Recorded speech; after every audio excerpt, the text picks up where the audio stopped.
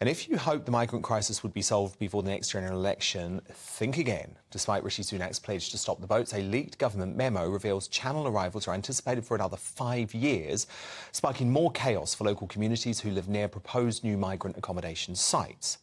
So, Kelvin reckons we should mimic the Greek Navy by intercepting boats in the water and turning them back, which migrant charities have slammed over recent years for breaking international law. But, Kelvin, I can't understand. I've really looked closely into this, and there are ways for to implement a totally legal and, I believe, a totally moral turn-back policy. And, yeah, the globalist organisations are going to be furious, the human rights charities are going to be furious, but we've got to do it now, don't we? Yes, well, the truth is they believe in open borders anyway. They don't even like the idea of a passport. But the first point you made there about the government, a 5-year... Do you realise at this rate that would be another 300,000 to 400,000 people? I mean, it would be 5 times the size of Durham, if anybody is in Durham right now. So... Why is it we have a government, or any government, because it'll be the same under Labour, you know? I mean, it may well be worse. It's hard to believe it'll be worse, right? Why is it that something that's going to happen for the next 5 years, not everybody's up in arms, every politician shouting? If this were inflation, we'd have everybody in the world demanding that, quotes, something would be done. They don't want to do the 2 things that we could do it. 1, let's push them back. The Greeks haven't run into any problems at all. In fact, their government has never been more popular. I mean, in Greece, a government sort of falls every 27 seconds, right? So, A, they're popular, and B, it would be the right thing to do.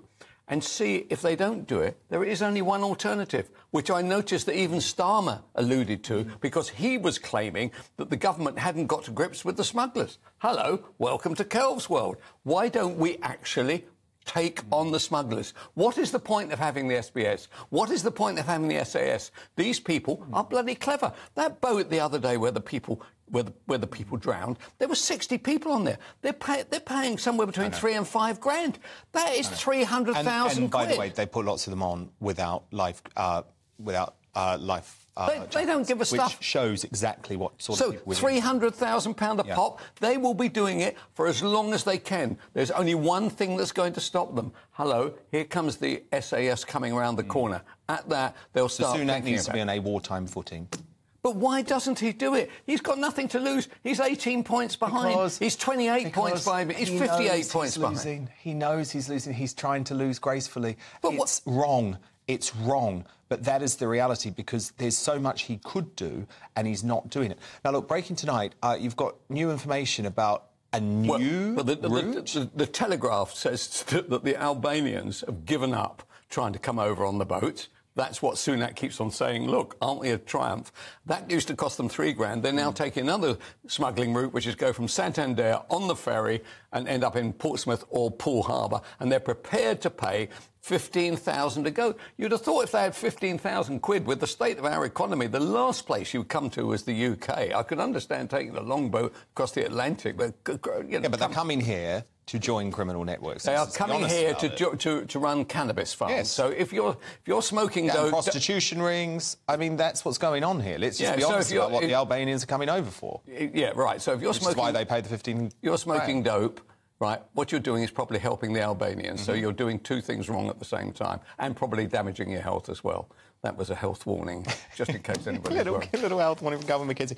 Now, look, on a lighter note, what do you make of this new Scouts woke style guide that condemns traditional terms, including girl guides, and calls for post-men to be called postal workers, stressing that people should not presume men are the default? Well, I understand why you might be getting angry about it. Honestly, of all the things in the world, I get steaming mad about it.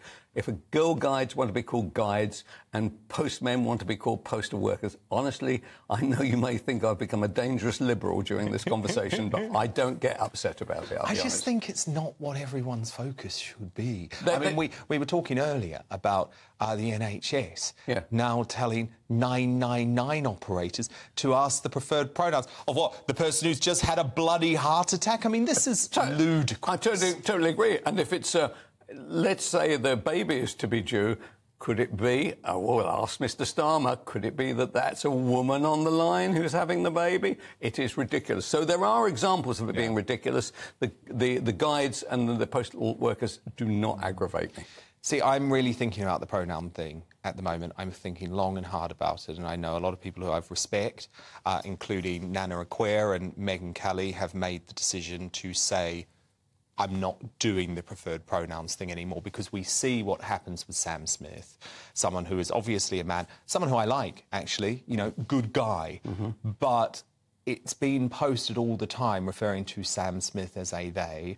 It is butchering the English language. We all know it's ludicrous, and I'm thinking very hard that maybe quite soon I'm just not going to be accepting these preferred hold on a pronouns. second. Don't you think that Sam Smith made a bloody fool of himself by referring to Fisher them? Don't you think that actually people become mad when they embrace it too far? Every single website in the world, doesn't matter if these newspapers or websites are on the left or the right, they will refer to Sam Smith as they. And I really think we have to start pushing back against this. I think you know, I would embrace that. Unfortunately, I think there's a tidal wave of the stuff, and I just wonder whether we're just, you know, shouting down an empty valley, to be honest. Yeah, maybe. I think for me, though, surely you understand this as a former newspaper editor.